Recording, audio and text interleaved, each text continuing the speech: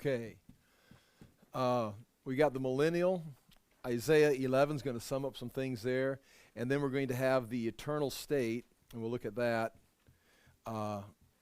beginning like in Isaiah 65 and 66. But basically, we're going to be looking at Revelation 21. I do want to cover this just in passing as we go through this.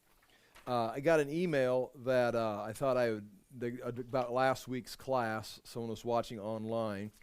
It says, again, they're not concerned, but they're not understanding and got a question about it, and it makes sense. It's just the ideal of people die, we go to heaven, and we're with the Lord forever. And then we've got this kingdom on earth, the millennial kingdom on earth, and we're going to have people that are going to populate it and live lives and be ruled over. And I'm going to read the general question, and that will kind of lead into what we're talking about tonight. And they're not being critical; they're just saying, wondering about this. And I may not be right. I mean, as I teach, you're always thinking. They say, as I've been watching the latest Understanding the Times video covering the millennial kingdom, please help me understand these things. I thought that when believers die, they go to heaven to be with Jesus. True. There is no marriage, right? Once you leave this body, someone dies. Like if I were to die, Tony could get married because our marriage is of this age. We will not be married in heaven. We've talked about that. It's like I'm going to be kind of lost in heaven. It's like, where's my wife? But yeah, there's no marriage in heaven. It's of this age, which makes it legal for someone to marry someone else. And we will live forever with Jesus. With the millennial kingdom on earth, you teach that there will be children born, a generation who will rebel. That's the Gog and Magog rebellion at the end. If people are born, will we die in the millennium? And how are children born? And then just talks about, you got the issue of the millennial kingdom and then being in heaven. And one thing about that is we've got different ages in time, and we've got this period, how do I want to draw it? I've got an earth, okay? And then when people die, they'll go to be with the Lord in heaven. And there is in heaven, Abraham was looking forward to the heavenly city, the heavenly Jerusalem. And that may be, and I would think that would be something that's not built with hands. It's an eternal city, maybe even called the New Jerusalem. But there is a place, Jesus says, I go to prepare a place for you, and that is when we die. Now you've got Old Testament saints and New Testament saints, and I think the Old Testament saints, when Jesus ascended, or at least upon his resurrection, they went into heaven at that time. Otherwise, they were in Sheol, the grave, the underworld. The New Testament saints, including ourselves, when we die, we go to be with the Lord in heaven. We're separated from our bodies. There will be a rapture, a resurrection, or the continuation of Jesus' resurrection, where we will, the believers on the earth, when Jesus comes back, when he appears in the heavens, we will come with him. And I think that would include Old and New Testament saints. And then those who are alive at his appearing, they'll be raptured and resurrected simultaneously, and we will receive our resurrected bodies. So that is everyone up until the time of the rapture. Now, let's get a timeline here. Here's a timeline. We've got the 70th week right here, the 7 years. We'll just say 7 years. Up until this time, if the rapture is pre-trib, that would be fine. Or if it's sometime during the tribulation, that's what I think it is, but that doesn't change the substance here. This is the ending, wherever the rapture takes place, that is the ending of the resurrected believers that are going to be with the Lord upon his return. People that die during this time, during the tribulation, being martyred, decapitated, they will be resurrected and rule with the Lord. There will be another resurrection with them, with the Lord, and they will go to be with the Lord at his second coming. But then there are nations that are going to live through the 70th week, or the 7 years. Remember, the armies die in battle with the Lord. The kings, the rulers, the leaders, anyone in battle, at Battle of Armageddon, they die. The birds come in and eat them up. But that doesn't mean everyone on the earth drops dead. It's just those engaged in the battle. There'll be people living in the nations that their militaries went, and they will then have to be judged. We will be judged or evaluated at some point at the Bema seat of Christ. We're saved, but we'll be rewarded and evaluated for our works, which include Old Testament, New Testament, and then those that were beheaded for the testimony of Jesus and for the Word of God. And then these nations that still are alive. Not everyone's going to drop dead. Jesus will be on the earth at this point. It's called the sheep and goat judgment. Joel talks about it. Jesus refers to it in Matthew. They will appear, they'll pass before the king, and he'll judge them on how they treated Israel. Joel makes it very clear. Matthew, and Jesus says in Matthew, how you treated the least of these my brothers, on how these people of these nations treated or responded to Israel during this 70th week or the 7-year period of persecution to believers and to the Jews. Those that did something for the least of these my brothers, he'll say, welcome to my kingdom prepared for you from the foundation of the earth. They will cross over. They have not died. They have not been resurrected. It would almost be a thrill to live through the tribulation and then go through the sheep and goat judgment and then enter the earthly kingdom of Jesus just like this. Now, I'm not going to complain about what's probably going to take place with me, either go up in the rapture or die before that. I will probably not be one of the tribulation saints that gets decapitated because I'll be resurrected at the rapture. Because I'm a believer. I mean, it's not like in question, unless I'm not and then I get born again. Okay, that's all hypothetical. But they will live, and they will not have their resurrection. They will live. If they've got a family, they'll cross over with their family. Maybe a husband and wife will move in. Maybe a family will move in. Maybe a husband will go, but the wife will not. Those that did not respond to Israel, they will be cast into outer darkness. They'll be the goats. Get away from me, workers of iniquity. And so the nations will be judged. Now remember, the armies all died. The armies of the nations died. There are, at this point right here, all believers on the earth. And now what we have here is this situation where there are us, we'll just say us, who are resurrected. And there are those who are on the earth living their normal lives, being productive with families, having, just like if it would just continue on, it'd be like if, for example, Jesus came back and took over the United States of America tomorrow. It's not going to happen. We're not praying. That's not even an option. But what would change? I mean, if he just came back and took over, we'd still have to go to work. He'd change some policies, change some laws. He'd change the way things were set up, change the administration at some level. But life would continue. There'd be day and night. There'd be jobs. There'd be crops. And then he'd put into practice his own economics, his own Green New Deal. I mean, he will have his own. The sun is going to heat up. There's going to be more productive. There's going to be more light. And the world is going to start producing crops every month. So Jesus is going to have his own new Green New Deal, but it's not going to be anything like what we're thinking of. Will there be gasoline cars?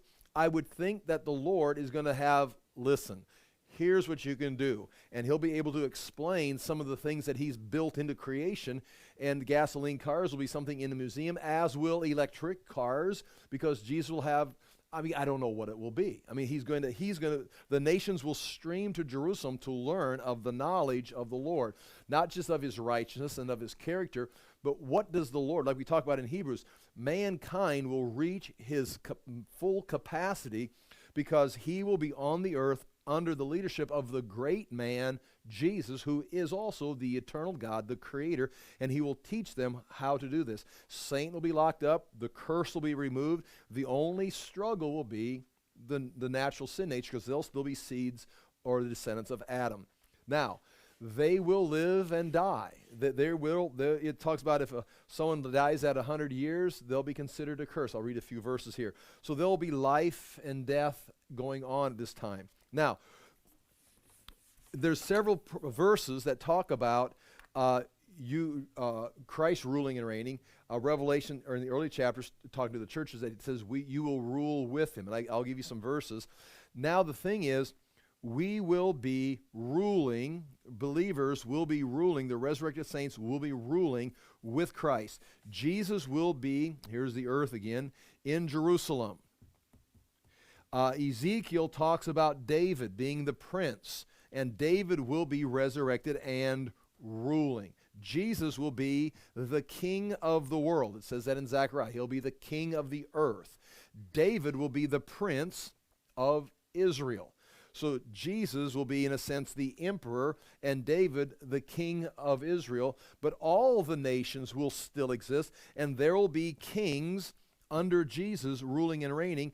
Most likely, they're going to be resurrected believers. Jesus tells the disciples, he says, you'll rule over the 12 tribes of Israel. So there's, again, how that all breaks out, I don't know. Remember, they asked Jesus, can we sit on your right and on your left? He says, you don't know what you're asking for. They're asking for positions, but we'll certainly be given some. Now, how it's going to interact, there's going to be natural people living on the earth, but then there'll be resurrected people living on the earth. And that would be a problem. It's like, whoa, how can that happen? Well, an easy illustration is, remember, Jesus resurrected, and he walked in and talked. He wasn't limited to the physical capacity. He could travel at the speed of thought. He could appear. He could disappear. But he could eat. He could talk. He could fry fish for them. He could have conversations. He could interact with them. He could give them advice. They had to travel up to Galilee to meet him. He said, I'll see you in Galilee. He didn't walk with them. He just met them there. They had to walk. So you're on a different capacity. But we've already seen. It's like, how can that be? The gospel, for 40 days, Jesus interacted, walked with the disciples. It can be that simple. So it's not like, that's weird. Well, it's weird having angels appear and talk to people too, and it happened throughout the Bible. It's weird having the Lord come as a man and live, and be born in a manger. It's weird having the Lord appear in the Garden of Eden and talk to Abraham and all these things. And so that is something that we don't need to think that it's strange. I mean, I've never talked to a resurrected person. They say, well, I'll see you in Des Moines later today. Make sure you drive safe. And then they just vanish and they're there. I've never seen that, but we see it in the Bible in the 40 days that Jesus is on the earth. One of the options is this new city, Jerusalem. When we talk about the new city, Jerusalem, I think I had millennium spelled wrong there. I wanted to get that erased. I should have erased it a long time ago. The new city, we'll just say New Jerusalem, that's going to come up tonight in our story. Now, New Jerusalem, our story, chapter 21. New Jerusalem, the city built by God, it's talked about in Hebrews. We'll look at a few verses in Hebrews if I hurry, and we'll get to them eventually on Sunday mornings. It may already exist. In the millennial kingdom, when we die, we will possibly, we'll go to heaven, we'll be with the Lord, but we may occupy this New Jerusalem in heaven. It may not have to wait for, that's where we may be going. In the millennial kingdom, the New Jerusalem may come down and be again, now we're speculating, may be in the atmosphere. It may be around the earth. It may be our place where we abide, and we can maybe come and go from it, like, starship or something. I don't know. Jesus will be in Jerusalem. But it may be on the earth. We'll look at that again tonight also. But it will be a city where the resurrected believers, Old Testament, New Testament, will live. This will be, in a sense, our city, where those who transfer into the millennium, they will occupy the earth. Now, is this New Jerusalem going to be on the earth? It could be. Is it going to be in the air, above the earth, like the throne of God? It could be. But we'll be there in heaven, we'll be there in the millennium, and when it comes down to the new heaven and new earth that we'll see in chapter 21, we will be there. And then by the time we get to new heaven and new earth, everyone will be able to come into that city. So I'm not sure if that answers any questions. I'm going to read, first I'm going to read Isaiah, just chapter 11 of Isaiah, and then we'll look at Isaiah 65. But Isaiah 11, this is, like we said, we talk about the millennium in the just in passing in a few verses in the book of Revelation, but there's several places in the Old Testament it discusses life in the kingdom on earth. So we're looking at, in a sense, if I can say 4 times, 4 places. This is heaven. When we die, we go live with God in heaven. We have, there's no marriage there. It's different than it is on the earth. Although we maintain our identity, not just your name and your personality, I think you maintain, again, consider this as we read Scripture, you maintain your national identity, as it, like if you're Jewish or if you're a Gentile. You'll maintain who you are, because your physical body will be resurrected. And so if my body physically resurrected, it's going to be my body resurrected. When Jesus was resurrected, they'd recognize him, or they didn't recognize him. I mean, it appears that they walked with him on the road to Emmaus, and they talked to him, and they enjoyed the conversation, but it wasn't until he broke bread that they recognized him, and their eyes were open. So was he hiding from them? Was he concealed? Why? But it was still Jesus. He had the scars in his hands yet. And maybe that was just the prop for the day, but you tend to think that that eternal sacrifice would be an eternal mark in his eternal body. Again, that's a conversation. So somehow our body, I'm not going to have a different body, I'm going to have a resurrected body. But it's going to be, our same bodies are going to be resurrected. So there's some consistency there. All right. This is now, I'll just write now, the temporal world. There's what's taking place now. That would include Old Testament, New Testament, where we live right now. And we kind of understand a little bit about what life is like now in the temporal world. That will end upon the beginning of the kingdom. It ends with the 70th week. It ends with Jesus coming back, setting up his kingdom. It ends with the judgment. Then we have the 1,000-year kingdom reign on the earth. Now, again, I'm talking as a pre-millennial, meaning Jesus Christ comes back before the millennium, and there is a 1,000-year reign with Jesus ruling on this earth. It'll be just like this. This house could possibly still be here. It would just be in the kingdom, and Jesus will be ruling and reigning, and I'm sure in the kingdom this house will be rebuilt, and this property will be used for something better than what it is over here, because we're living in a fallen world, satanic influence, sin nature, and with the curse on the earth. Satan is gone. The curse is removed. Jesus has conquered the cosmos, but he's dealing with people that are living with a sin nature yet. And he's ruling with an iron scepter. It's like, that's not just a phrase. Oh, rule with an iron scepter. He'll rule with an iron scepter because he's ruling descendants of Adam with a sin nature, and there's no yes or no. There's no discussion. It's his way or the highway. It's an iron scepter. But he also says, you will also sit with me and rule over the nations with an iron scepter. He tells the church that in the early parts of Revelation. And so when I say we, I mean us of this dispensation or this time period who are resurrected will be with him. That it will end then with the Gog and Magog rebellion, and heaven and earth will flee from his presence, and then we'll have the great white throne judgment, where all the dead will be judged and sent into the lake of fire. And then there's the new heaven and the new earth. I think it's a brand new creation. Now, you understand what we're talking about here. This is what it's going to be like here on earth. When you die here, you'll go to heaven. But then when you die here during this millennial reign, there's going to have to be some kind of resurrection for the believers, and they will be resurrected. They'll join those in the heavenly city, New Jerusalem. Then there's the great white throne judgment. Then in the new heaven and new earth, there will be no death. It'll be completely, it's hard to even describe because everything is going to change. So it depends on where you are at in this and how things happen. Ask me a question if something that you see,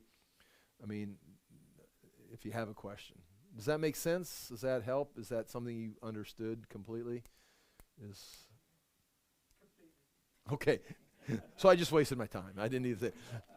But that's what we're talking about. And so I guess the question, like right here, like in here, right, there's no marriage. We're out of this age. Marriage is of this age, and of course it'll be over here in this age on the earth in the new kingdom. But we will leave and enter into this resurrected state, and then we'll be ruling and reigning with Christ at some level, probably in the holy city, maybe coming and going from the holy city, the New Jerusalem. And then, of course, everything changes in the new heaven and the new earth, including there's no death and no sin. And so there's no trouble understanding, in my thinking, how people are going to live, how people are going to have marriage, how people are going to have children. It'll be just like this. It's just continued. The thing that changes, Satan's locked up, the curse is removed, and Jesus is actively ruling on the earth. But then these people still have a sin nature. They'll still have to have faith in Christ. And at the end, enough of them have rebelled against Christ that when Satan's released, they join in a universal rebellion against Jesus Christ. And then maybe there's just a small camp of believers that are still holding with him, because those that march out against him in rebellion after 1,000 years are as numerous as the sand. And then, of course, they're consumed. So that kind of answers those questions. I'm going to read about the millennial kingdom now in Isaiah chapter 11. Here it goes. This is just describing the millennial kingdom. It says, chapter 11, verse 1 of Isaiah, a shoot will come up from the stump of Jesse, because that kingship is going to be cut off, but yet the lineage is going to continue, and Jesus will come up out of that lineage. From his roots, a branch will bear fruit. The Spirit of, let's talk about the Messiah. The Spirit of the Lord will rest on him, the Spirit of wisdom and of understanding, the Spirit of counsel and the power, the Spirit of knowledge and the fear of the Lord. And he will delight in the fear of the Lord. So that's talking about the character, the Spirit that is on Jesus. And Jesus read this verse in Capernaum and applied it to himself. It goes on and says, he will not judge by what he sees with his eyes or decide what he hears with his ears, but with righteousness he will judge the needy. With justice he will give decisions for the poor of the earth. Now, in other words, he's not going to need evidence. He'll be able to look past all the evidence and see the actual issue and fix problems. But with righteousness he will judge the needy. With justice he will give decisions for the poor of the earth. This is during his reign on the earth as king. He will strike the earth with the rod of his mouth. That's when he comes back in judgment. With the breath of his lips he will slay the wicked. And that would be his second coming, if you want to make the application there. Righteousness will be his belt, and faithfulness the sash around his waist. That's the beginning of the armor of God. Now his kingdom will look like this. Verse 6, the wolf will live with the lamb, the leopard will lie down with the goat, the calf and the lion and the yearling together, and a little child will lead them. A cow will feed with the bear, their young will lie down together, and the lion will eat straw like an ox. Now there's a change scientifically. The infant, unless it's all just symbolic, the infant will play near the hole of the cobra, and the young child will put his hand into the viper's nest. They will neither, that would probably refer to the animals, will neither harm nor destroy on my holy mountain. For the earth will be full of the knowledge of the Lord. That is the key. The curse is removed. Satan is no longer deceiving the nations. Jesus is there, and he's filling the earth with his knowledge. And knowledge of him fills the earth. So this is not just biblical knowledge. This is not just scriptural references. This is the creator who created the universe, created the chemistry, the math, the science. He is now here filling the earth, putting all the pieces together, solving all the equations like no one's ever done before. And people are responding and applying that knowledge and advancing it in their nations. The earth will be full of the knowledge of the Lord as the waters cover the sea. In that day, the root of Jesse will stand as a banner for the peoples, and that would be nations. The nations will rally to him, and his place of rest will be glorious in that day. Again, we're talking about the beginning of the millennium and through it, but as time goes on, it builds into a rebellion because we're dealing with the sin. He can't change the heart of people. They've got to be born again, and eventually they'll want to rebel. In that day the Lord will reach out his hand a second time to reclaim the remnant that is left over from the people of Assyria, from the lower Egypt, from the upper Egypt, from Cush, Elam, the Babylonia, from Hamath, and all the islands of the sea. In other words, now he's bringing back all the Jews from all around. He will raise a banner for the nations and gather the exiles of Israel. He will assemble the scattered people of Judah, very clearly talking about gathering is because Israel will be the center nation of where he's operating from. They will be the most glorious nation because it's his nation. Ephraim's jealousy will vanish, and Judah's enemies will be cut off. Ephraim will not be jealous of Judah, nor Judah hostile towards Ephraim. Ephraim's one of the tribes in northern Israel. And they will swoop down to the slopes of Philistia to the west. Together they'll plunder the peoples to the east. They'll lay hands on Edom and Moab. The Ammonites will be subject to them. The Lord will drive, that's at the beginning of the millennium as they're taking back territory that the nations had taken from them. The Lord will dry up the gulf of the Egyptian sea. With a scorching wind, he'll sweep his hand over the Euphrates River. He will break it up into 7 streams so that the men can cross over in sandals. Water will still be flowing out of the mountains that form the Euphrates, but it'll be broken up into small streams you can walk across in sandals. There will be a highway for the remnant of his people that is left from Assyria, as there was for Israel when they came up from Egypt. And this is the highway of holiness leading right in. And eventually the nations will use this highway to come in and meet with the Lord and go back to their nations. It's like an interstate system that will bring Israelites back into the land, but eventually the nations will use it to go back and forth to visit with the Lord. And anyway, it goes on, and you can see other verses coming up there in chapter 12 that would follow. That is the millennial kingdom with the Lord ruling and reigning. Now, let's go to Hebrews. Go to Hebrews on our way by, going over to Revelation. Hebrews, and I want to read a few verses. Go to chapter 11. I want to read a few verses about what we call the holy city, the city of God, the holy city, the new Jerusalem. It is the city of heaven. It would be where God's throne is at eternally. I think this city has to exist now, otherwise it'd be a new creation. I think it's been there for eternity. And anyway, here is a few verses in Hebrews starting in chapter 11, verse 10. And we're talking about Abraham here. Beginning in verse 8 of chapter 11 of Hebrews. And Abraham listened to Yahweh. Now remember, Abraham understood something about Yahweh, something about the Lord. And how much he understood, he doesn't have New Testament information, but he does understand the eternal essence of God and the presence of God and the promises of God. In fact, Moses in these same verses is going to say he forsook Egypt because he saw the glory of Christ. So Abraham sees something, and again, not necessarily that he saw it in a vision, but he understands something that he can look at this entire world, his entire life, and say, I'm not going to get sold out here. I'm pressing on for something of eternal value. Moses was apparently going to be the crown prince, going to be the next pharaoh of Egypt. He was in that position. Exodus refers to it very closely. Acts gives us good indication of that. Hebrews doesn't balk at that idea.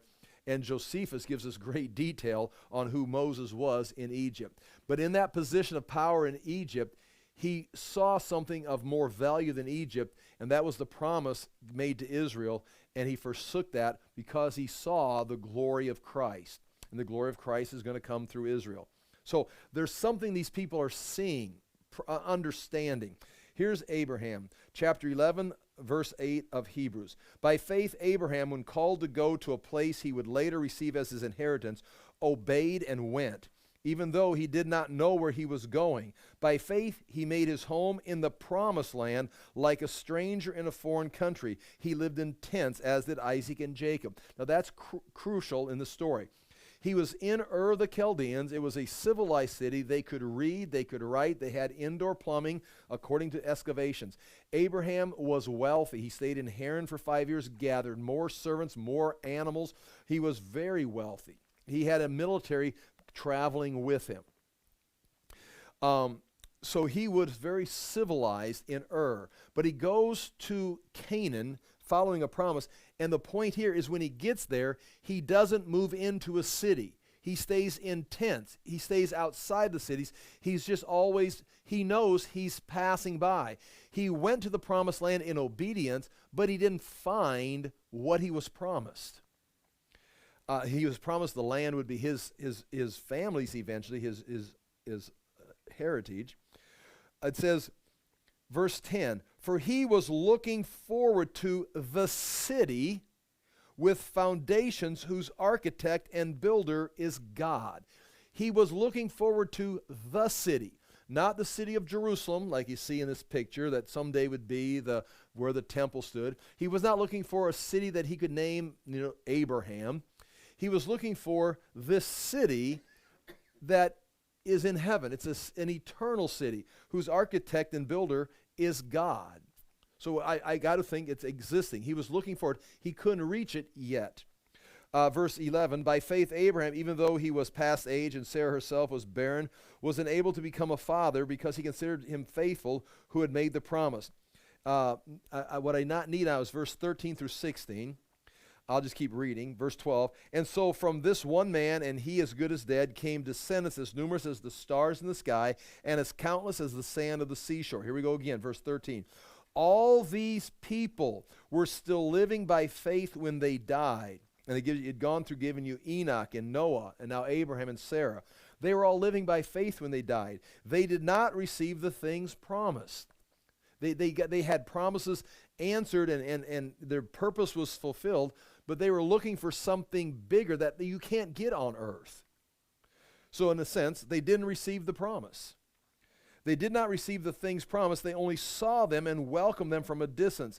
And they admitted that they were aliens and strangers on earth. People who say such things show that they are looking for a country of their own. If they had been talking of the country they had left, they would have had an opportunity to return. Abram left Ur to find the city that God promised. When he got to Canaan, he kept living in tents, and he goes, well, this isn't it, and he went back to Ur. That wasn't it. The tents aren't it. I'm still moving towards this city. If they had been thinking of the country they had left, they would have had opportunity to return. Instead, here it is, verse 16, instead, they were looking for a better country, a heavenly one. Therefore, God is not ashamed to be called their God, for he has prepared a city for them. Remember Jesus saying to the disciples, I go to prepare a place for you. He's going to prepare this city. Now, this city is going to come down in the millennium and come back into the eternal state. And we're going to see this city. I got one more verse here. Go to chapter 12. Now, chapter 12, verse 22. The verses before, verses 18 through 21, is talking about the old covenant. And the people of Israel, Abraham's people came out of Egypt. They went to Mount Sinai. They saw fire and they received the law and they were terrified. But we have not come to Mount Sinai. Here's where we have come. Let me read beginning in verse 18. He says, talking about the Old Testament, the Old Covenant and the New Covenant, you have not come to a mountain that can be touched and is, you have not come to a mountain that can be touched and that is burning with fire. I mean, you can't touch this mountain. To darkness, gloom, and storm, to a trumpet blast, or such a voice speaking words that those who heard it begged that no further word be spoken to them, because they could not bear what was commanded, such as, if even an animal touches this mountain, it must be stoned. The sight was so terrifying that Moses said, I'm trembling with fear. No, you haven't come to that mountain. Verse 22, but you have come to Mount Zion, to the heavenly Jerusalem, the city of the living God. You have come to this. Now, this is a case where when it says Mount Zion, we're talking about heaven. We're talking about the New Jerusalem, the city whose builder and architect is God. This can be referred, the city of Jerusalem can be referred to Zion. The Mount Moriah can be referred to as Zion. In fact, the mountain that rises to the west there is actually called today Mount Zion. It's not Mount Moriah. So you can have references to that. But in this case, Mount Zion is referring to this. This is one of those cases where Zion can mean the physical city of Jerusalem, or it can refer to heaven. You got to read the context. And that's what makes it confusing in Revelation, where the 144,000 appear with the Lamb on Mount Zion. It's like, okay, are you talking about this Mount Zion? That would mean they're raptured and up to the throne. Or this Mount Zion, that means Jesus has descended and is with them after the war or during the war, the campaign in Jerusalem. So again, you've got to consider that either one. Okay, they have come to, but you, talking to you have come to Mount Zion, to the heavenly Jerusalem, the city of the living God. You have come to thousands upon thousands of angels in joyful assembly, to the church of the firstborn, that's where the church is at, whose names are written in heaven. You have come to God, the judge of all men, to the spirits of righteous men made perfect, to Jesus, the mediator of a new covenant, and to the sprinkled blood that speaks a better word than the blood of Abel. So, there is, again, this reference to this city that is in heaven, that apparently will be around in the millennium, and it's definitely coming to the new heaven and new earth. Go to Revelation 21 now, and here begins our new material. And again, I'm not sure how far we're going to get. But chapter 20, we went through the 1,000 years begins, Satan's locked up, those that were martyred, they come back to life and reign with Christ 1,000 years. Then Satan is released. Verses 7 through 10, and that's the battle of Gog and Magog, and they're consumed. That ends the millennial kingdom. And then we read last week, verses 11 through 15. Now it's the great white throne judgment. It says right there, verse 11 of chapter 20, then I saw the great white throne and him who was seated on it. Earth and sky fled from his presence. I think that, again, that's what I'm presenting right now. I mean, you're always learning and studying and trying to put these things together more accurately. But right there is the passing away of heaven and earth. Jesus said it several times in the Gospels, or it's recorded in the different Gospels. Heaven and earth will pass away, but my words will never pass away. And so Jesus says at least 3 times, whatever those verses were I gave last week. One time he says, heaven and earth could pass away, but my words will never pass away. 3 times he says, it will pass away. This is this universe passing away with a word. Just like he spoke and it came into existence, he speaks and it vanishes. Now, that's what we're seeing right there. And then they're going to have the dead stand before the throne. The books are open. They're evaluated. And their names are not in the Lamb's Book of Life. And they're thrown into the lake of fire. And they're going to stay there forever. Now, chapter 21. Now that the heaven and earth has passed away. Now, if that takes place, you still have this. This is the earth. There's still this city of God, the heavenly city, the New Jerusalem, Zion. In this city would have to be the throne of God, the souls of righteous men made perfect. It's the city of the church. It's all the resurrected saints are there. And so that city is in existence today, I believe, in heaven. We go to heaven, you go to the city. God's throne is there. This city will come and manifest in the millennium. That may be where we live, if it's in this atmosphere or if it's on the earth. Now, when heaven and earth pass away, people say, well, where will we be? I mean, you know the answer. The universe disappears, like with a whoosh, it's gone. Where are we? We're in the city. We're in it's eternal. It's the city of God. We're there. And then there is a new heaven. And when it says heaven, this does not mean a new city, a new heavenly throne of God. This is a new universe, new atmosphere, and a new earth. Now, again, what this is, I think it's another physical creation, but it's not this city, because this is there, and you're going to come and descend to here. It's not this universe, because this has passed away. Unless you want to read these verses where this is just renewed, and this is a renewed heaven and new earth, which I think you can do that, and I've tried. But I think this is a brand new creation. But it's going to be like this, similar, but you can't bring along your textbooks, your science books, because it's not going to function the same way, as you'll see. So here we go. Chapter 21.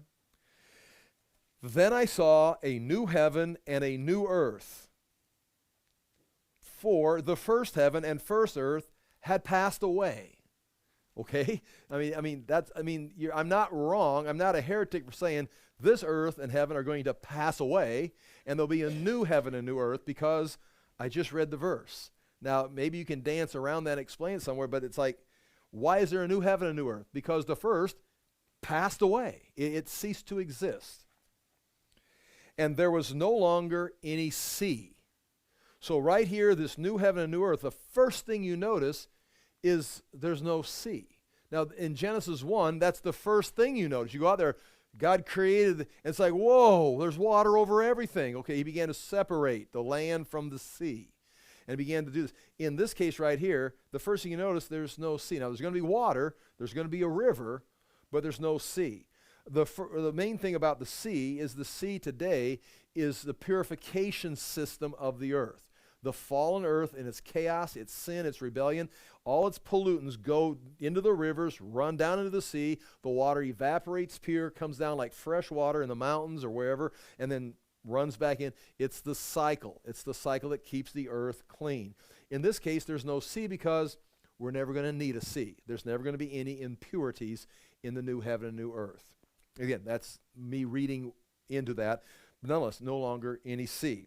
I saw the holy city, the new Jerusalem, coming down out of heaven from God. So here it is, the city. Now, be careful right here, because it's going to be prepared like a bride. And so right away, your mind goes to, oh, this must be the church. Now, you can read that and say, well, this is the church coming down into the new heaven and new earth. But in context here, this is the city of God that's in heaven today. It's the city where the righteous, the resurrected, are going to abide in and possibly rule the millennium from. Heaven and earth has passed away. This is still the city that's foundation and builder is eternal, and God is the architect of it. Now, so I think this is a city coming down. Now, where's the church? The church is in the city. But the city is not the church, if that makes sense. Now, again, I'm going to read the text. The new Jerusalem coming down, the holy city, the new Jerusalem coming down out of heaven from God, prepared as a bride, beautifully dressed for her husband. Now, again, it's beautiful like a bride prepared for her husband. Now, that again, does that mean this is that Jesus is the husband and this is the bride? It doesn't say that. It says this is beautiful. It reminds you of a bride that's getting dressed up to present herself to her husband. So it's like, it's more about how beautiful is it? As beautiful as a bride. It's like, so don't get stumped, well, who's the husband? That wasn't the point. The point is how beautiful the city is. Again, or you maybe want to stop and make a big deal about who the husband is. And I heard a loud voice from the throne saying, now the dwelling of God is with men, and he will live with them. Now, that would mean this is new. It may have been in the atmosphere above the heaven and above the earth during the millennium, but now he's coming down and he's going to join his creation. It's almost like this is the Garden of Eden. Now, it's not what it says, but it's almost like this is the Garden of Eden coming down to the new creation, and we're going to do it again this time. But this time, there's no room for sin. There's no room for rebellion, because that's all been taken care of. It's all happened, and it's all been cast into the lake of fire. And now, this is going to be the Garden of Eden in existence with man forever, if that would be the image. Does that make sense? Okay, if it doesn't, I'm not going to stop and ask questions. And I heard a loud voice say from the throne, now the dwelling of God is with men, and he will live with them. They will be his people, and God himself will be with them and be their God. He will wipe away every tear from their eyes. There will be no more death or mourning or crying or pain. Now watch. For the old order of things has passed away. People read this verse at funerals, which is fine, because that's probably what this is like. But this is talking about the old order of things have passed away. That's where we're living, in the old order of things right now, where we have death, we have mourning, we have crying, we have pain. In this, it's the new order. Those are all things of this order. Here, that's all been dealt with. So again, this is not a bad verse to read at a funeral, but it's not talking about someone dying and going to heaven, although it's true, I would assume. It's in context, it's talking about this city coming to this new heaven. We are not there yet. No one's ever seen this happen yet. Although I would think if you die and go to be with the Lord, these things would be true. Verse 5, he who was seated on the throne said, I am making everything new. I mean, that's pretty a bold statement. What's happening right here? I'm not fixing anything. I've burnt it all up. It's all gone. I've cast it out of darkness. I'm making everything new. It's brand new. Then he said, write this down, for these words are trustworthy and true. And he said to me, it is done. I am the Alpha and Omega, the beginning and the end. To him who is thirsty I will give to drink without cost from the spring of the water of life. So there's the water of life. He who overcomes will inherit all this, and I will be his God, and he will be my son. But the cowardly, the unbelieving, the vile, the murderers, the sexually immoral, those who practice magic arts, the idolaters, and all liars, their place will be in the fiery lake of burning sulfur. This is the second death. We talked about that last week. This second death, they've all been thrown in the lake of fire where they've been separated from the presence of God forever. One of the 7 angels who had the 7 bowls full of the 7 last plagues came and said to me, now that's interesting right there. See this? The 7 angels, one of the 7 angels. So one of the angels that was pouring out the bowls comes and says, come, I will show you the bride, the wife of the Lamb. Now you got the wife of the Lamb. And he carried me away in the Spirit to a mountain great and high, and showed me the holy city, Jerusalem, coming down out of heaven from God. It shone with the glory of God, and its brilliance was like that of a very precious jewel, like jasper, clear as crystal. So now, remember, the church is the bride of Christ. We're being prepared to be the bride of Christ. The church is definitely in the city. Now, is it been expanded that this whole thing has been prepared? This city is now occupied. Before, at the foundations of the earth, it was occupied by God, thousands upon thousands of angels, but now it's occupied. Jesus said, I'll go to prepare a place for you. It's now occupied with all of the redeemed. Old Testament, New Testament, tribulation, and anyone that got saved during the millennial kingdom, they are there. So the church is the bride of Christ, but also Israel was called the bride of Christ. Could we consider that all believers of all time are now prepared in this city? They are the bride of the Lamb who paid for all of their sins. He has made them holy and righteous. Nonetheless, it's a city coming down. It's the eternal city. The church is there. Now you've got you introduced the husband is the Lamb, and this is his bride. And he has prepared his bride through all of time, through everything from the Garden of Eden all the way up to that final battle of Gog and Magog. They've been prepared, and they're all resurrected. And he carried me away in the Spirit, verse 10, to a mountain great and high, and showed me the holy city, Jerusalem, coming down out of heaven. It shone with the glory of God, and its brilliance was like the very precious jewel, like jasper, clear as crystal. It had a great high wall with 12 gates. So there's 12 gates going into this city. And with 12 angels at the gates, so there's angels in this city guarding the gates. On the gates were written the names of the 12 tribes of Israel. See now, whoa. This is the church. Well, on the gates of the church are the names of the 12 tribes of Israel. It's like, well, that's why aren't the names of the apostles written there? So again, I think we're thinking about more than just church here. We're thinking about all the righteous, the redeemed of all time. There were 3 gates on the east. See, there's still directions. 3 on the north, 3 on the south, 3 on the west.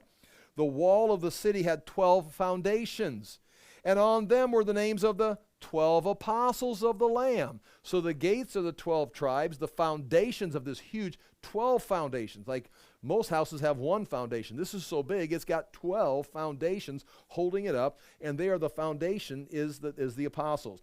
The angel who talks with me had a measuring rod. Now again, I'm not sure what to do with this because we've just created a whole new heaven and a whole new earth. You got to assume all measurements and inches and kilometers are all that stuff's gone to some extent, and this is all new. but maybe there's some correlation because they're going to give you some measurements.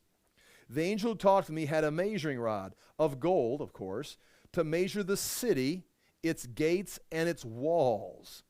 The city was laid out like a square, as long as it is wide, so it's a perfect square. He measured the city with the rod and found it to be 12,000 stadia. Now, if you drop down in your footnotes, that's about 1,400 miles. So this city is 1,400 miles. Now, I've given you, and Tony, this is a good time to flash that picture up. I've given you a little map, and it's slightly off. It's a little bit short. It's a little bit short right there. But if you drop this down in the Middle East, you can see right there the Mediterranean Sea. It's a little bit in Egypt. It's all of Israel. Goes up, gets most of Asia Minor, heads over into Greece. And it's going to be slightly bigger than that. But it is 12,000 miles square. I'm looking here. And we got to have, excuse me. I made a mistake. I thought that didn't sound right. That's right? 1,400 miles square. Now, and there's going to be 3 gates on each side. See, 1, 2, 3. Now, how far apart are those gates? But nonetheless, those are the gates. And I'm not done here. And again, I'm not sure how you're supposed to interpret this. I'm just giving you the literal measurements here. 12,000 stadia, or 1,400 miles in length, and as wide and as high as it is long. So it is also that tall. It's a cube. It's a huge cube that is as tall as it is wide. So if it's 1,400 miles this way, it's 1,400 miles going up. I'm going to erase these gates because now they're out of position here. It's going up. Now what this is, if it's a cube, is you could go 1 mile, have an atmosphere of 1 mile. You see what I'm saying? You could have a mile, and you could have 1,400 stories a mile apart. And you could have your own mountain range on each level, your own beaches. It doesn't say it's got floors on it. I'm just saying that's how big it is. Some commentators have considered that this is a pyramid, because that would be like this, and then up here would be the throne of God coming down, and these would be all the layers of the city of Jerusalem. That doesn't say anything about layers. It just makes you wonder, why is it 1,400 miles high if it's just like nothing, just space? It's got its own universe with this. I don't know. That's what the measurements are right there, and you can kind of see how much territory. If the earth is the similar size as this earth, that's how big that city is, and it's going to come down. It's going to set on the new heaven, or on the new earth, in the new heavens and the new earth. Now, you understand how much we've got to, when we're looking at this, you understand how much we've got to look forward to, wherever we are at in time. So people, we're living at the end of time. We're living at the end of time. It's like, do you understand what you're saying biblically? Because first of all, we are still here. The 7-year tribulation, we haven't even finished the 70th week of Daniel. So there's still 7 years left, and we haven't started that yet. So I'm not sure how much longer we've got before we actually start the countdown. Then there's 7 years. Then there's going to be the return of Christ, and you got the 75 days, and then a 1,000-year reign of Christ on earth, which is going to erase all the memory of all the ancient history, because it's going to be the most glorious days the earth has ever seen. And then there's going to be the greatest battle, Gog and Magog, which is barely mentioned, and they're going to be torched. Then the heaven and earth is going to pass away. There's going to be a new and so it's like we're 1,007 years away from seeing this. So it's like, well, I hope we live to see the end. It's like, well, you'll see all this, but you've got a long ways to go before we get to this, if we read this literally, which is certainly the way it seems to be written. It goes on, it says, he measured its wall, and it was 144 cubits thick. And if you look down in your footnotes there, 144 cubits is... I lost my place. 200 feet or 65 meters. So again, the walls are very large. You can imagine how big they're going to have to be. By man's measurement, now that's interesting, by man's measurement, which the angel was using. So it's maybe built by angelic measurements, but he's using man's measurements or used by God's measurements. The wall was made of jasper. Now this is beautiful, of course. Was made of jasper. Again, it's beautiful, but in the sense that I can't even imagine. I'd have to go ahead and do like research and understand what each of these stones are and how they would look. They're not just like rock mosaics. I'm sure it's like decorated and trimmed out and all elaborate. The foundation of the city wall were decorated with every kind of precious, I may go back and read this. 144 cubits thick, the wall, by man's measurements, which the angel was using. The wall was made of jasper, and the city of pure gold, as purest glass. The foundation of the city walls were decorated with every kind of precious stone. The first foundation was jasper, the second sapphire, the third chalcedony, the fourth emerald, the fifth sardonyx, the sixth carnelian, the seventh chrysolite, the eighth beryl, the ninth topaz, the 10th chrysoprase, the 11th jinth, and the 12th amethyst. Good luck. I butchered those. I'm sorry. The 12 gates were 12 pearls, each made of a single pearl. Now, if you can imagine pearls, these are pearls that they're going to cut a gate out of a hole for traffic to go in and out of, and they're still going to have enough of the pearl left remaining. The great street of the city was of pure gold, like transparent glass. Again, transparent, that means light is just going to shine through everything. It appears there's going to be no shadows. I did not see a temple in the city, and the reason there's no temple is because the Lord God Almighty and the Lamb are its temple. God himself is there. He doesn't have a temple. He's there. And the Lamb. Again, notice the deity connected there, still staying strong.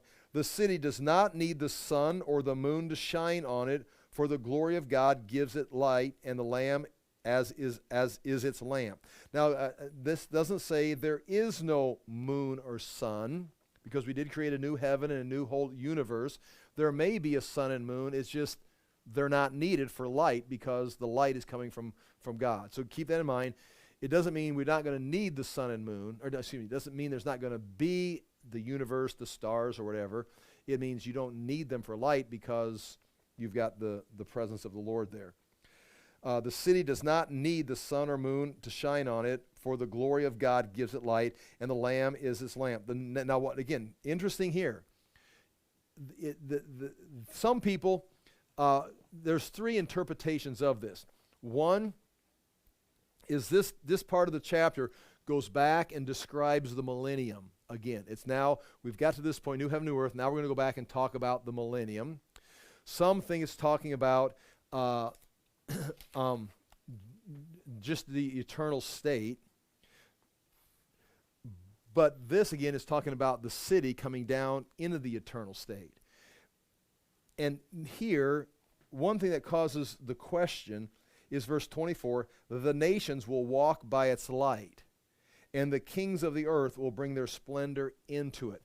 Which gives the impression, that sounds like what?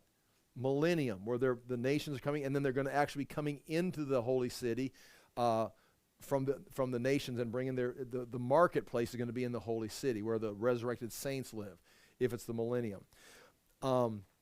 But if this is the eternal state, which I'm presenting, and I think John is here, you got to look at it, it gives the impression there's going to be nations still functioning. Now, these would have to be new nations, or the nations of the people in the city that come out and occupy the new heaven and new earth. This is all resurrected people. Will they still be living in their nations? I mean, there's no marriage, there's no family. Why? That's just one of those, what are they talking about right here? I mean, is this talking about the millennium? Is this talking about nations in the new heaven and the new earth? Who established these nations? What was the barriers, the boundaries? What were the classifications? Is it from this age into the next, or is it new? Or is it just a reference to people that are living in the new heaven and new earth like nations? I mean, just something to think about. On no day will its gates ever be shut, for there will be no night there. The glory, that's again, no night, that means no sleep. You all ever wonder about sleep? How much of your life is wasted on sleep? Why did God create sleep? And that's something I think about once. It's like, you go to sleep, it's like, why can't we just like take a nap, or, you have a tree that you get fruit from the tree of no sleep or something? but yet you get tired. Even Jesus got tired. It's of this age. So does this mean there's no sleeping in this age? Not a big question, but something I've thought about. On no day will the gates ever be shut, for there will be no night there. It doesn't say you won't sleep. Maybe you sleep during the day. They sleep in Alaska during the daylight. The glory and honor of the nations will be brought into it. Another mention of the nations. Nothing impure will ever enter it. Well, that sounds impossible anyhow. Nor will anyone who does what is shameful or deceitful. It's like, what? Why are we talking about shameful or deceitful in the new heaven and new earth? See, that's why some people read this back into the millennium of the people that are living. But only those whose names are written in the Lamb's Book of Life. Well, that would justify everyone who's theirs, names written in the Lamb's Book of Life. So that means they're not doing anything deceitful because they're all the saved. This continues into chapter 22, and I'm going to have to quit and pick this up next week. Then the angel showed me the river of water of life, as clear as crystal, flowing from the throne of God and of the Lamb down the middle of the great street of the city. Now imagine this as a pyramid, potentially. God's at the top, and coming from his throne, running through the great street, is this river, or however you want to picture it, but that would work. On each side of the river stood the tree of life, bearing 12 crops of fruit, yielding its fruit every month. And the leaves of the tree are for the healing of the nations. Sounds like millennial material here. No longer will there be any curse. See, it almost sounds like they're describing the millennium because the curse is removed. No longer will there be any curse. The throne of God and the Lamb will be in the city, and his servants will serve him. They will see his face, and his name will be on their foreheads. There will be no more night. There will be no need. They will not need the light of the lamp or the light of the sun, for the Lord will give them light, and they will reign forever and ever. The angel said to me, these words are trustworthy and true. The Lord, the God of spirits of the prophets, sent this angel to show his servant the things that must soon take place. Then verse 7, behold, I am coming soon. Blessed is he who keeps the words of the prophecy in this book. Then John signs off and have a few more things. We'll look at that next week. A lot of information, kind of exciting. Some of it I feel pretty confident about. Other times it starts to slip away and you don't know really where you're at least at this point as I'm teaching. If you read commentaries, they'll give you different ideas. Sometimes even the commentators seem to like, well, it's like the popping up, the reoccurrence of nations. It's like, well, what's that about? Healing the nations. How'd they get sick in the new heaven and new earth? Why do they need healing? You're in the new heaven and new earth. So are we slipping back and forth in that description? So you got the millennium, and you definitely got a new heaven, new earth. Some of those verses have to go one place or the other. I'll pray, and we're finished. Father, we do thank you again for the chance to look into your word. We thank you for the exciting future we have before us. We ask again that we may serve you, be faithful to you at this time in history, that we may fully enjoy your presence and rejoice in your character, in your nature, and in the light that you have for us. Again, Father, we do thank you for the opportunity today and ask that we may be good witnesses and that we may see revival in our own land, in our time. In Jesus' name we pray. Amen. Thank you for your time.